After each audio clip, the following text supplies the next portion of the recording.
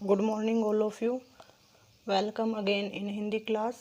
तो स्टूडेंट, आज हम हमारी हिंदी की बुक है वसंत भाग 1, इसका 3rd चैप्टर करेंगे, नादान दोस्त। इसके लेखक हैं मुंशी प्रेमचंद जी। तो लेसन शुरू करने से पहले हम थोड़ा सा लेखक के बारे में जान लेते हैं।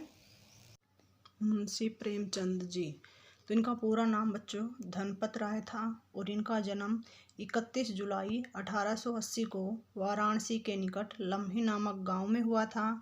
और इनके पिता का नाम अजायब राय था और इनकी माता जी का नाम आनंदी देवी था।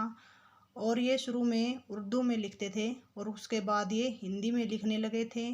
इनकी मृत्यु 8 अक्टूबर 1936 को हुई और इनकी प्रमुख रचनाएं थी गोदान, गबन और भी हैं, जैसे कि पूस की रात, पंच परमेश्वर, बड़े घर की बेटी, दो बैलों की कथा, नमक का दरोगा, दूध का दाम, सेवा सदन, करम भूमि। तो आइए अपना चैप्टर शुरू करते हैं। नादान दोस्त। नादान का मतलब होता है ना समझ, जिसे समझ नहीं होती। केशव के घर कार्निस के ऊपर एक चिड़िया ने अंडे दिए थे। तो कार्निस होता है बेटा छज्जा, जो घर या के दरवाजे या खिड़की के ऊपर बना हुआ होता है, उसे छज्जा कहते हैं, उसे कार्निस भी कहते हैं। तो केशव के घर का जो छज्जा है उसके ऊपर एक चिड़िया ने अंडे दिए हैं। केशव और उसकी बहन श्यामा दोनों बड़े ध्यान से चिड़िया को वहाँ आते जाते देखा करते। तो केशव की बहन का नाम है श्यामा। तो जब भी चिड़िया वहाँ कार्निस पर आती अपने अंडों को देखने के लिए, तो दोनों बहन भाई बड़े ध्यान से उस चिड़िया को वहाँ देखते। सवेरे दोनों आंखें मलते कार्निस के सामने पहुँच जाते और चीड़ा और चिड़िया दोनों को वहाँ बैठा पाते। उनको देखने में दोनों बच्चों को न मालूम क्या मज़ा मिलता। दूध और जलेबी की सूध भी न रहती। सूध होता है याद। तो सुबह उठते ही सबसे पहले अच्छे से उनकी आंख भी नहीं खुलती थी कि दोनों बहन भाई अपनी आंखें मलते हुए कार्निस के पास पहुंच जाते और वहां पर चीड़ा और चिड़िया को देखते। और उन्हें देखने में उन दोनों को पता नहीं क्या मज़ा आता था कि जो सुबह उन्हें दूध और जलेबी मिलती थी वह भी याद नहीं रहती। दोनों के दिल में तरह तरह के सवाल उठते। तो सवाल किसके बारे में उठ रहे हैं? चिड़िया और उसके अंडे के बारे में।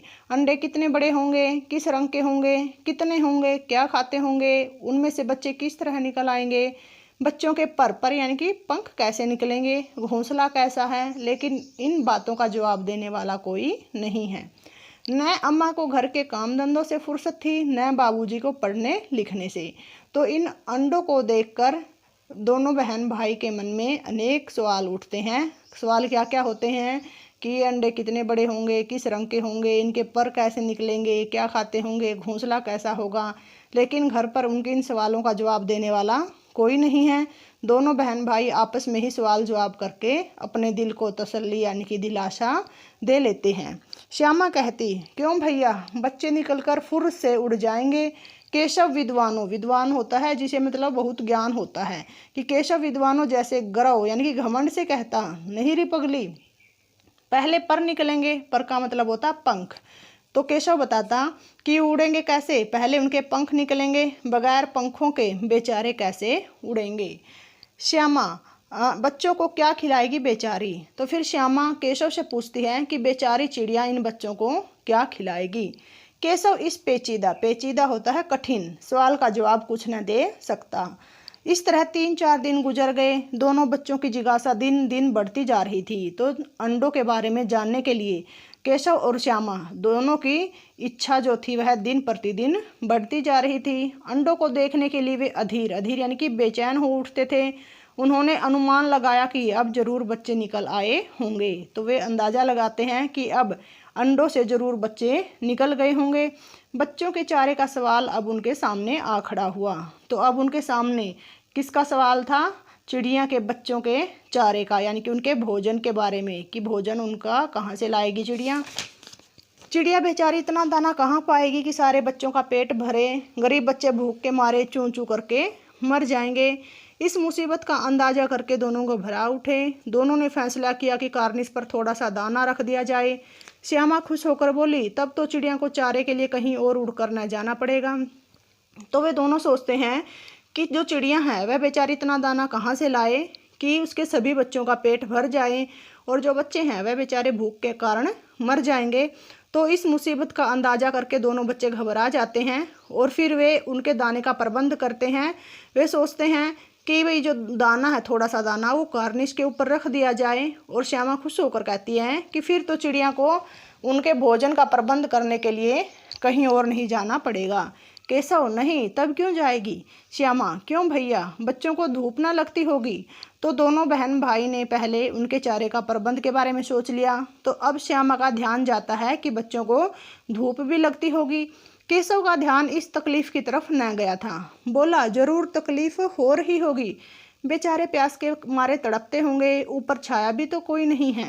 आखिर यही फैसला हुआ कि घोंसले के ऊपर कपड़े की छत बना देनी चाहिए।